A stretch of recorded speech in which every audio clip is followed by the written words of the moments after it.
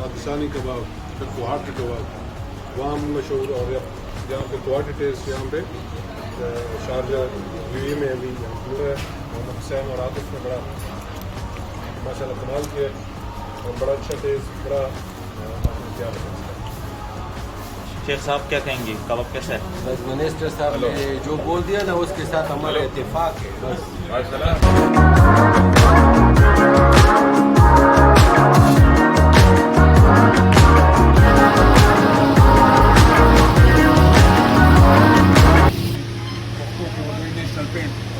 کباب المدینہ کیفیٹیریا ماشاءالله نن موږ منسټر صاحب او شفاف صاحب هغه ډېر خوند وکړو.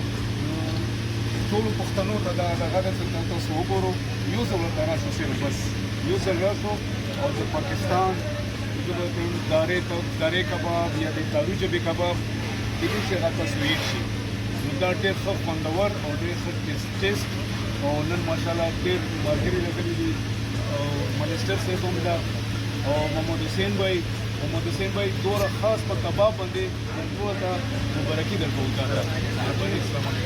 ټول ناول زه محمد حسین اور عاطف د دې شکریہ ادا کوم. زه په شارجې کې موږ ته د درې ټیسټ او د پېښور کوم ټیسټ دی د کباب او د کوهاټ ټیسټ هغه ته نن د دې شارجې کې هم ملاو شو ماشاءالله. اور ما سره شاه سوار بل شو, لذت شو, د نور ټول ملګري عزیز صاحب شو, ساجد ټول نو نن مو ماشاءالله ویزټ وکړو اور یو ډېر ښه حفیظ ډېر ښه ټیسټ ډېر ښه ماشاءالله. لکه چې مو اکثره کله پېښور ته ځو نو پېښور په درې باندې سټاپ وکړو یا په کوهاټ کې کباب یا بیا پېښور کې کباب وکړو. دلته موږ الفیز د لوکل ټیسټ د پاکستان ټیسټ کوم دی نو هغه دلته ملاو شو.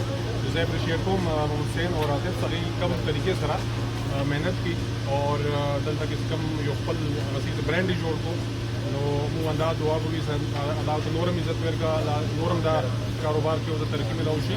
او څومره پښتانه چې دي څومره هم پاکستانیان دي په UAE کې, په شارجې کې, په دبۍ کې نو